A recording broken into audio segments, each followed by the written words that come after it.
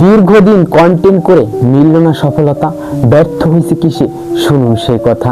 খয়রাতের চাল দুর্ভাবনে বলে কত জ্ঞানী গুণীজনে, তেমনি অভাব ছিল অর্থে ব্যবহার পারেনি করতে। আরও রয়েছে প্রতিযোগিতা, আর এই প্রতিযোগিতার বাজারে প্রতিদ্বন্দ্বী হয়ে থাকা আর পাহাড়ে পাথর উঠানো একই কথা। আর এই পাহাড়ে পাথর উঠাকে আমাকে কেউ সাহায্য করবে? নিশ্চয়ই আপনারা যদি পাশে থাকেন আজ সাহায্য করেন, আমি কিন্তু এই কন্টেন্ট ক্রিয়েশনের পথ এগিয়ে যেতে পারবো। তাই আসলে এই যে পাহাড়ে পাথর উঠানো বা এইটা কিভাবে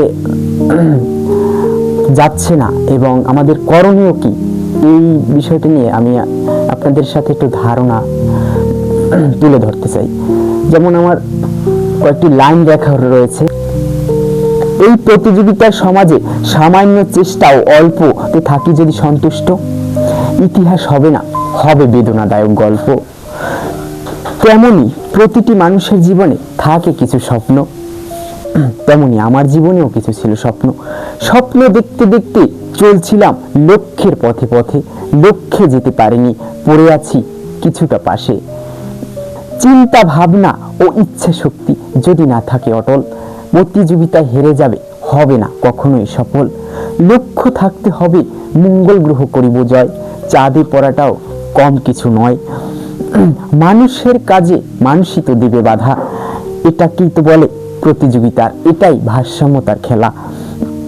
জ্ঞানী কিংবা মহাজ্ঞানী, সামাজিক কিংবা রাজনৈতিক ক্ষেত্রে দিয়ে থাকে যুক্তি, কজনই বা দেয় সিচুয়েশনমূলক যুক্তি। ভিডিওটা ভালো লাগলে সবাই শেয়ার করবেন, লাইক কমেন্ট করবেন। নামটি আমার অমিত শিকদার, কাঠালিয়া থানা, জালকাঠি জেলা, ভিনাপানিতে বাড়ি। আপনাদের সহযোগিতা পেলে বিশ্ববাসীর কাছে পৌঁছে যেতে পারি। প্রথম আমার লাইনটি ছিল, এই প্রতিযোগিতার সমাজে সামান্য চেষ্টা ও অল্পতে যদি থাকি সন্তুষ্ট। কেমন সামান্য চেষ্টা কি? মানে আমি আজকে যে ভিডিও বানাচ্ছি, আমি সামান্য অল্পটা একটু কাজ করে কিন্তু চলে যেতে পারি, এতে কিন্তু আমাদের কখনোই লক্ষ্য অর্জন বা লক্ষ্যে পৌঁছতে পারবো না। সামান্য চেষ্টায় যদি, ইতিহাস হবে না, হবে বেদনাদায়ক গল্প। কারণ আজকে আমি অল্প কিছু করব, ওই বেদনাদায়ক গল্প মানুষকে বলে বেড়াবো বা পারিনি এরকম। তাই প্রতিটি মানুষের জীবনে থাকে অনেক স্বপ্ন। কেমন প্রত্যেকটি মানুষ চায় যে আমি একটি লক্ষ্যে পৌঁছাবো, বা আমার একটা স্বপ্ন, আমি একটি গাড়ি কিনবো বা একটি বাইক কিনবো, এটা একটা স্বপ্ন। তেমনি আমার জীবনেও ছিল কিছু স্বপ্ন। স্বপ্ন দেখতে দেখতে চলছিলাম লক্ষ্যের পথে পথে। আসলে মানুষ স্বপ্ন দেখে না যে লক্ষ্যে যাব, যে একটা কাজ করব, কাছাকাছি পৌঁছায়, লক্ষ্যে যেতে পারিনি, চলে গিয়েছিলাম কিছুটা পাশে। কারণ একটা জিনিস দেখেন, আজকে আমার টার্গেট থাকবে যে আজকে জব করে 10,000 টাকা ইনকাম করতে হবে। আমি যদি এখানে 9,000 টাকা পারি, সেটা কিন্তু আমার অনেক বড় পাওয়া। এরকম লক্ষ্য থাকতে হবে। এরকম চিন্তা ভাবনা ও ইচ্ছা শক্তি যদি না থাকে অটল, শুধু চিন্তা করলে হবে না, কাজ করতে হবে।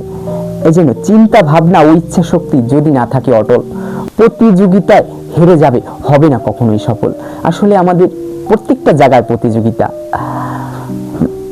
রাজনৈতিক ক্ষেত্রে হোক, ধর্মীয় চর্চার ক্ষেত্রে হোক, ধর্মীয় সমালোচনা ক্ষেত্রে হোক, তারপর প্রত্যেকটা জায়গায় প্রতিযোগিতা। প্রতিযোগিতায় হেরে যাবে, হবে না কখনোই সফল। আর এটাই তো সৃষ্টির ভারসাম্যতার খেলা।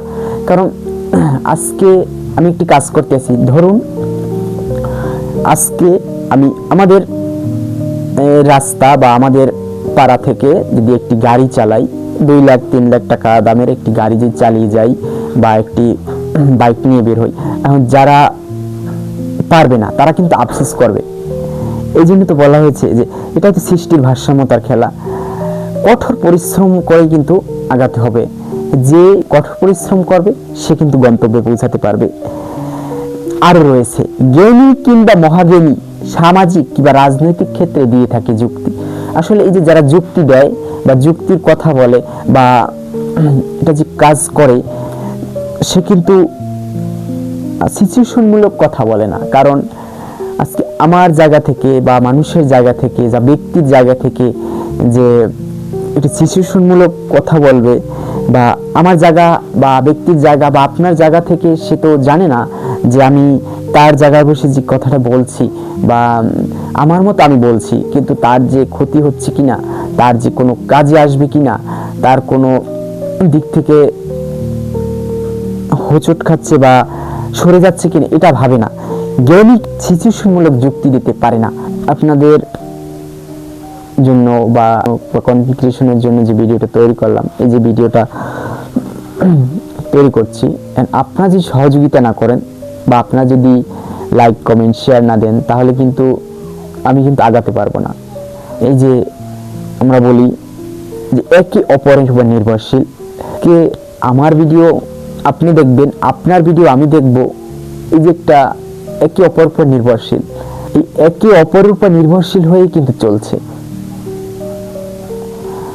আমার তরে আপনি, আপনার তরে আমি, এই যে কথাটি, এই কথাটির অর্থ অনেক কিন্তু গভীরভাবে চিন্তা করলে অনেক কিছুই সহজে তো বলাই যায়। যাই হোক, ভিডিওটা কেমন লাগছে লাইক কমেন্ট শেয়ার করবেন, আর ভিডিও কেমন হয় কমেন্টে জানাবেন।